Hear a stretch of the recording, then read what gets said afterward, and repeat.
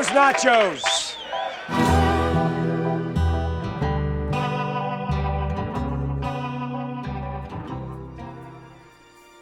Today I'm looking at Magnolia, one of my most favorite films and forever inspirations. Magnolia is Paul Thomas Anderson's junior effort after his indie breakout success of Scorsese mimics like Boogie Nights and Hard Eight, or Sydney, or whatever they want to call it. PTA cemented himself as a force to be feared with Magnolia. He makes a film so unrecognizable, so odd and idiosyncratic, so well crafted and visually stunning, gathering one of the most kick-ass cast out there to create a beautiful collage of intersecting, intertwining stories. It might just be my favorite film that I've ever seen. It's definitely my favorite of Anderson's work so far. Not to pass off his first two films as merely mimics, because Boogie Nights is such a great film, especially for how young he was when he made it.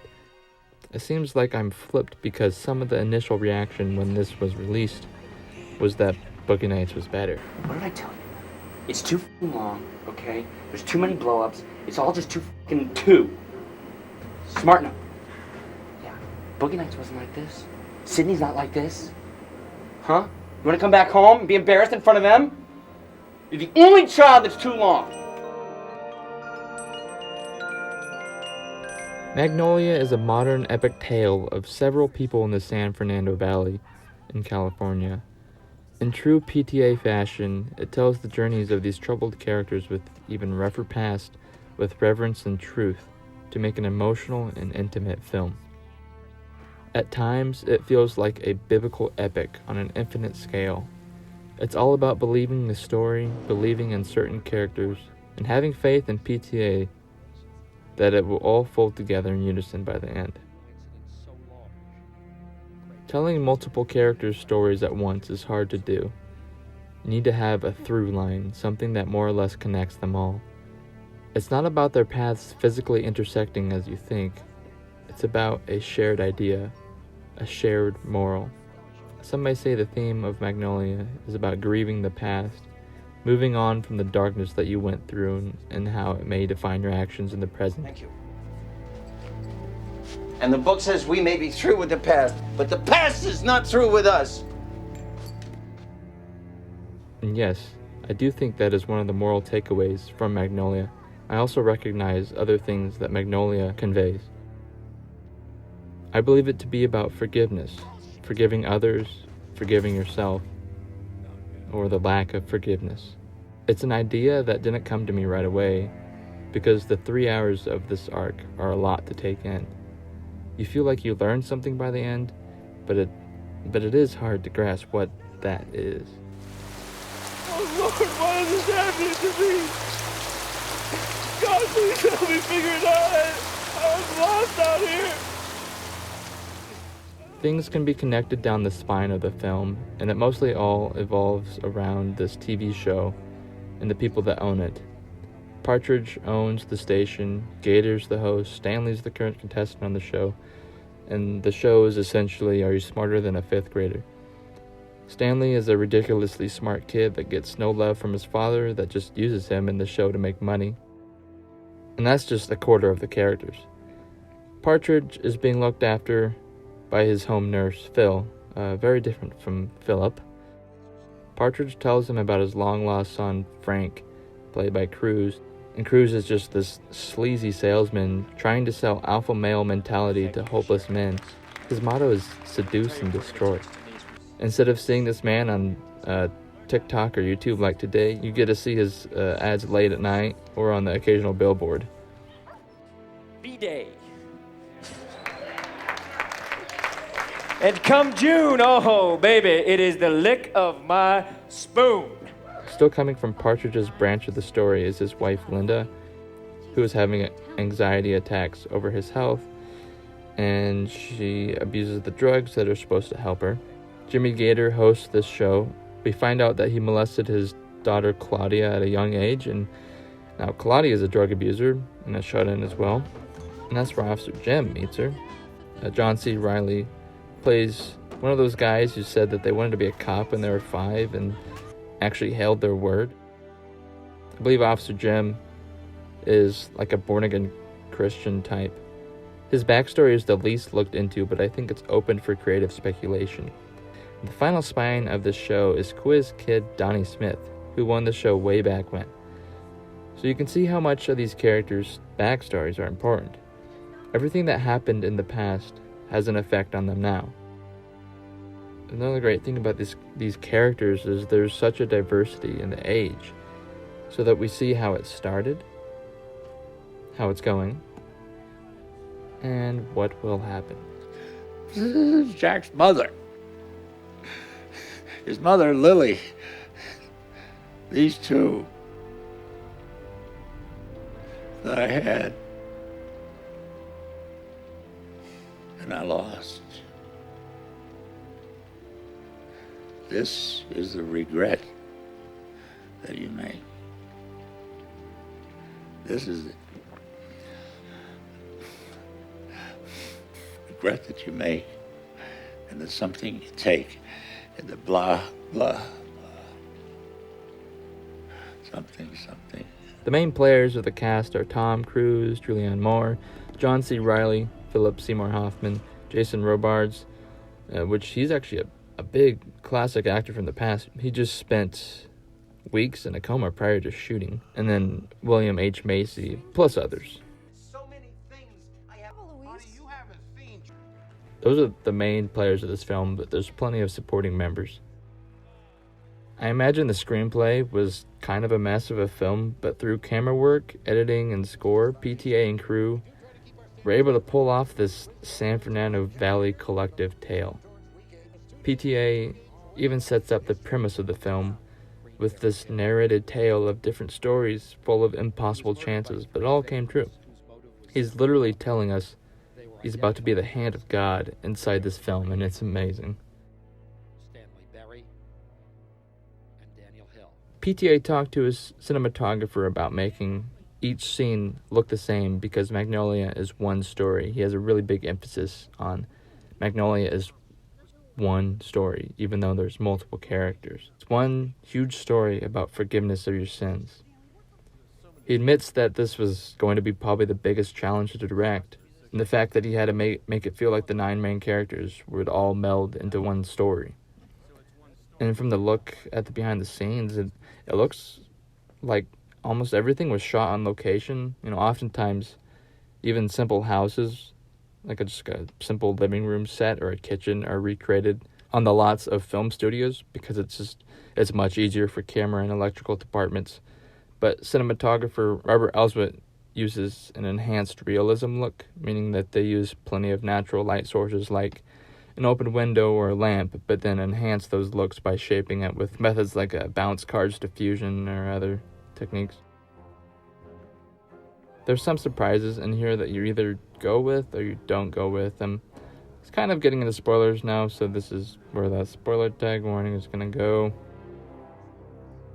As the film has much to do with characters in the now, fighting the demons of their past, their regrets, their shame, their wrongdoings, it comes down to them asking for forgiveness, and it's up to us if they deserve it or not. Starting with the youth of the story, Stanley's father abuses his talents into a money-making machine, and by the end, he tells his dad he needs to do better. Claudia is one of the characters that people want her forgiveness. She struggles with addiction, and there's plenty to back up why she made those choices, but she really hasn't done any other harm to people. Officer Jim is as much of a Boy Scout as he is a klutz. You can tell early on that he has something to prove. The guy loses his pistol, but it works into how everyone views him. Just to show how interesting his character is, he's so unaware that Claudia is clearly a drug addict, and he doesn't even, think about how wrong it is for an officer of the law to then ask this woman out, a woman that he went to a house call for. Quiz kid Donnie Smith has set down a path that requires him to ask for forgiveness. After losing his job, he finally decides to stick up for himself. He wants to confess his love to the local bartender, but he does so in a drunken manner. It doesn't really work. Hey! Hey! I love you. I love you, and I'm sick. I'll talk to you. I'll talk to you tomorrow. So distraught and upset, he decides to go Rob, the store he was just fired from. And what do you know? Someone from a klutzy path finds him and helps him out. And then Linda wants to be forgiven by her husband, even though she's unfaithful and coked up most of the time anyway. She loves Earl with her whole heart, and I believe her, but clearly she has an addiction. Likewise, Earl wants forgiveness of those in his life from his wife and his son. And I have a son, and she has cancer, and I'm not there, and he's forced to take care of her. The little kid, and I'm not there. Then the one that hits hardest, Frank T.J. Mackey. He starts out as basically the leader of an incel of men that quote-unquote love women so much that they objectify them to the moon and back. Then he gets pummeled with personal questions by this interviewer about his dad leaving his mom and having to take care of his mom when he was just a teenager, leading him to a very understandable hatred for his father. So when Frank finally decides to show up, probably just in the nick of time before Earl passes, we have no idea what's going to happen. And it's one of the most moving scenes in all of cinema, I think. Cruise plays it so well, showing just years of repression and hatred being taken over by pure loss and abandonment. You prick. It seems like a sort of moment, but taken in with a 3-hour runtime, the other stories, it has a resounding effect on me. I'm gonna cry. I'm not gonna cry for you. Jimmy Gator has to deal with the regret of molesting his own daughter. He seems like one of those guys that the public would be surprised to hear he did such a thing, but, backstage, behind the scenes, he kind of is an awful person. But he seems so normal and warm on camera and on stage. Yeah, right. And this is a great score by Jon Brion. I love the choice of combining musical pieces and then playing them over the top of one another sometimes. Sometimes it's diegetic, in the world music, like a radio playing over the score of the film.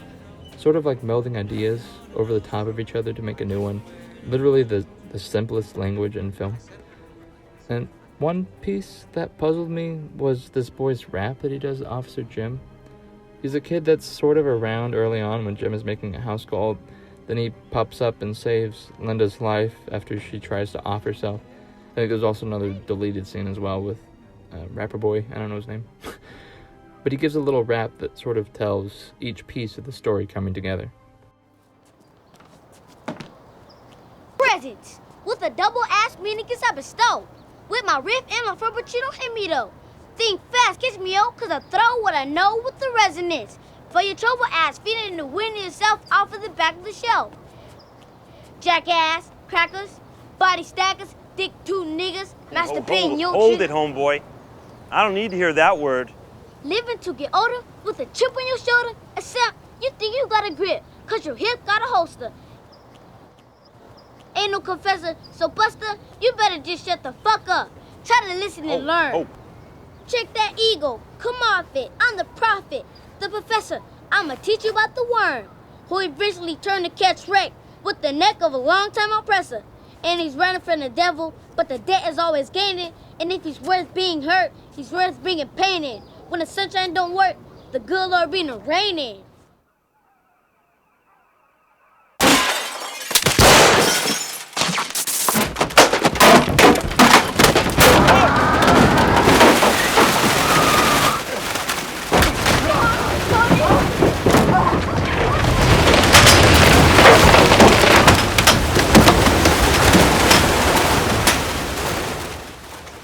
And that shit will help you solve the case.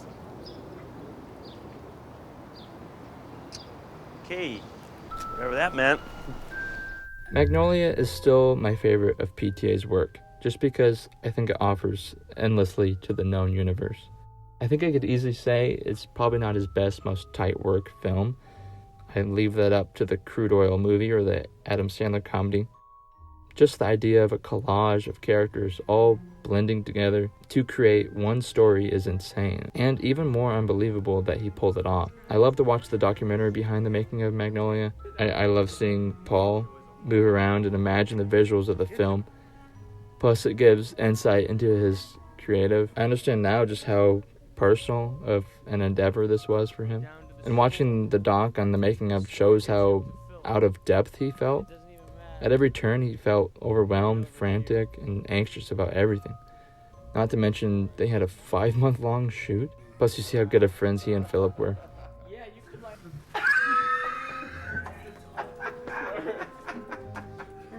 It just goes to show that ambitious natures can be rewarded sometimes. Movie that I think we should all unashamedly try and make a great movie. And don't apologize. Let's just try and make a really, really, really fantastic movie. Because there's no shame in that. Hello everyone, thank you for watching. Magnolia is definitely a special one in my heart because I think it'll live on with me for, I'm assuming, forever. And definitely one of my most memorable experiences was being able to watch it at the Egyptian Theater on film. I think out of all of Paul Thomas Anderson's work, Magnolia isn't always a favorite of people's, but it is for me. And that's what this is all about, is finding films that I like and talking about them. Because even though it seems like you're the only one that likes this film, you put your voice out there and you hear all of the others that think just like you. My letterbox and everything's in my description and whatnot. I'm gonna go now. This has been Andrew. See ya.